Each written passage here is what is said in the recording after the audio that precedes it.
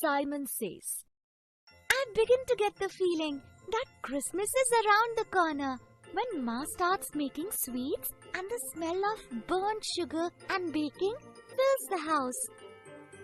The countdown begins and every day there is some new activity going on, like the Christmas tree lights being checked out, the wiring of the star to be fixed, or the last minute chopping of the dry fruits to be done.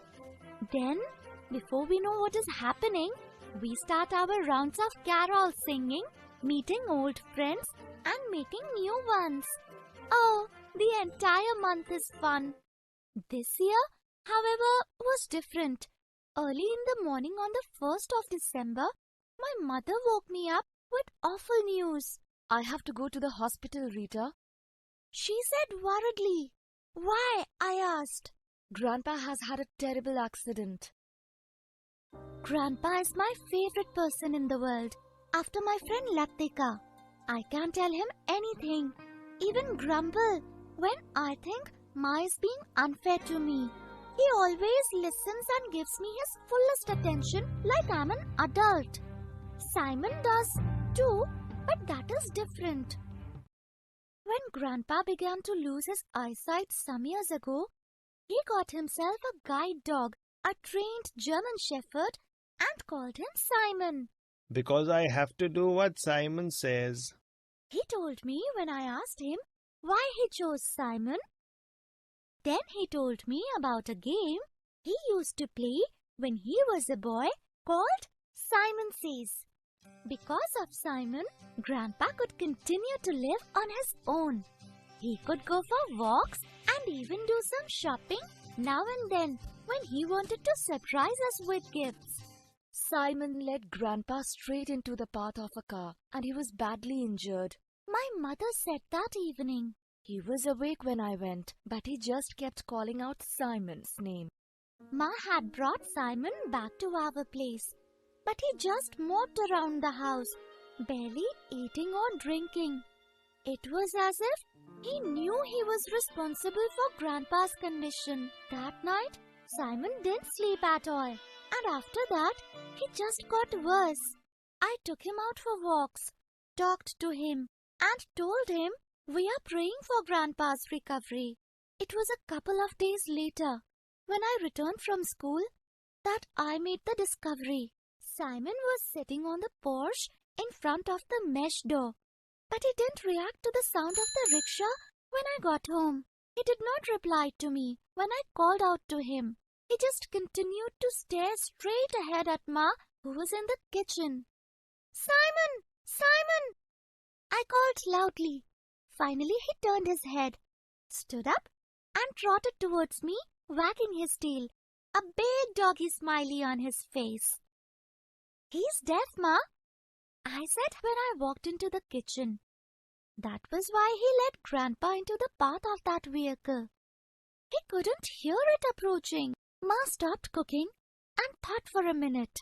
She said, wiping her hands on a cloth, he must be almost 10 years old now, so it's possible his hearing is going.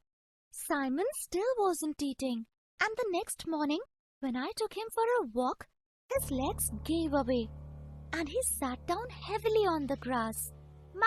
Ma! I shouted as I tried to lift him up.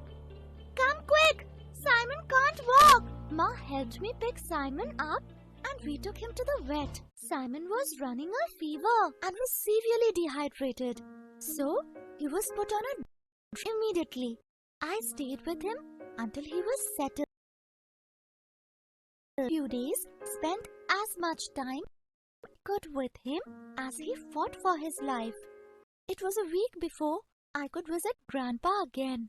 He looked so frail and weak and was bandaged all over. He looked at me as I held and whispered, Get me out of here. How is Simon? I found it hard to speak about Simon, but he seemed to read my mind. It will do him good to meet me. He must feel like I have deserted him. Then Grandpa told me how much he longed to be home, how he hated being in the hospital. It took Ma 2 weeks to convince the doctors to let Grandpa come home with us. By then, Simon was back at home. When he realized that Grandpa was back too, Simon rose shakily to his feet and began to bark, almost trying to dance around, getting under our feet as we helped Grandpa get into a chair. The attendant who brought Grandpa from the hospital told me, Keep the dog away. He'll jump on the old man and hurt him. but Grandpa put up his hand and said hoarsely, Simon is too smart to do that. there were only a few days left before Christmas, and we had to look after 2 patients in the house now as we finished our preparations. But as the day passed, both made a slow, steady recovery. On Christmas Eve, I found Grandpa clicking off his mobile phone. I thought we were pals. Why didn't you tell me how ill Simon was. Grandpa had obviously been checking with the vet as well as talking to Ma. I didn't say anything. The next morning, after picking up the presents from below the hastily decorated Christmas tree, I found Grandpa's bed empty and Simon nowhere in sight. I was rushing out of the room to inform Ma when Grandpa walked in unsteadily from the veranda, led by Simon. Grandpa, you're able to walk again? I exclaimed. How did you do it? I needed to get strong again for Simon. Simon says he's not ready to go yet. Grandpa, you are playing Simon Says again. I said happily.